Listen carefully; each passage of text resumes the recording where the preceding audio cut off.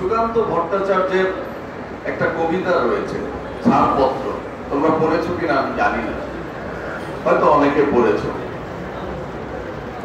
আমি শুধু একটি লাইন বলব। আমাদের অনাগত ভবিষ্যতের জন্য ছেড়ে দিতে হবে স্থান, এই আমার দৃঢ় অঙ্গীকার। সুকান্ত ভট্টাচার্যের একটা কবিতার অংশ।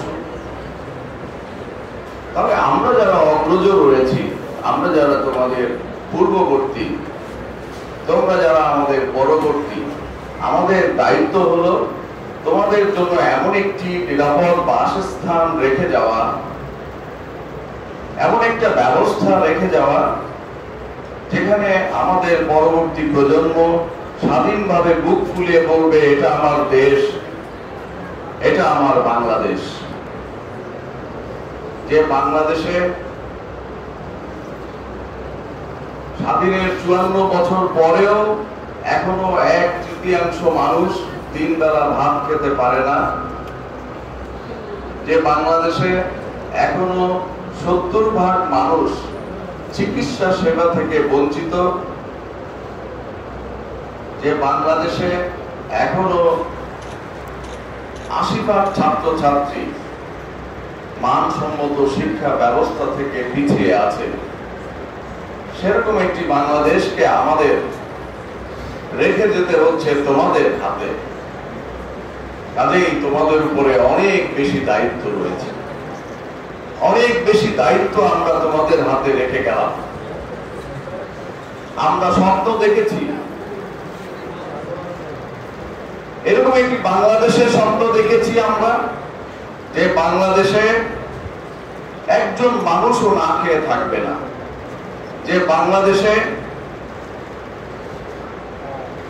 প্রতিটা মানুষ চিকিৎসা সেবা পাবে, শিক্ষা পাবে। আমরা এটা স্বপ্ন দেখেছি, কিন্তু আপনারা এটা পূরণ করে যেতে পারবো না।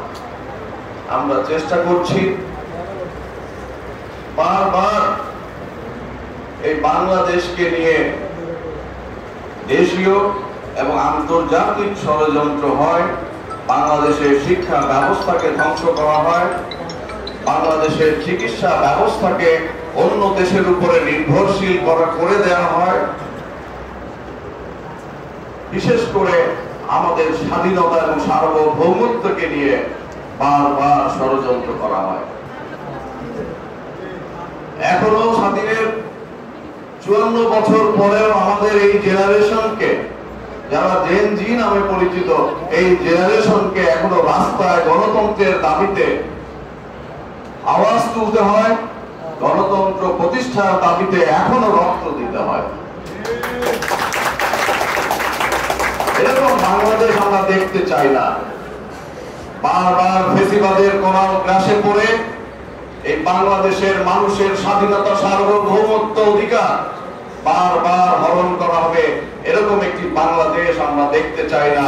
এরকম একটি বাংলাদেশ আমরা রেখে যেতে চাই না তোমাদের হাতে। আমাদের দৃঢ় প্রতিজ্ঞাবদ্ধ হতে হবে, জাতিকে ঐক্যবদ্ধ হতে হবে, আর যেন বাংলাদেশে কোনো ফেসিবাদের জন্ম না হয়, বাংলাদেশের স্বাধীনতা, সার্বভৌমত্ব, গণতন্ত্র, মৌলিক অধিকার নিয়ে আর যেন কেউ ছিনিমিনি খেলতে না পারে, সেই ব্যাপারে আমাদের ঐক্যবদ্ধ হতে হবে। যেমনি করে 24 জুলাই সমগ্র দেশের মানুষ ঐক্যবদ্ধ হয়ে ফেসিবাদের পতন ঘটিয়ে বাংলাদেশকে মুক্ত করেছে, আবারও বিশ্বের দরবারে আমাদের কথা বলার সুযোগ হয়েছে যে আমরা একটি স্বাধীন দেশ, আমরা এই স্বাধীনতা অর্জন করেছি রক্ত দিয়ে, আমরা এই স্বাধীনতা আবারও রক্ষা করব রক্ত দিয়ে।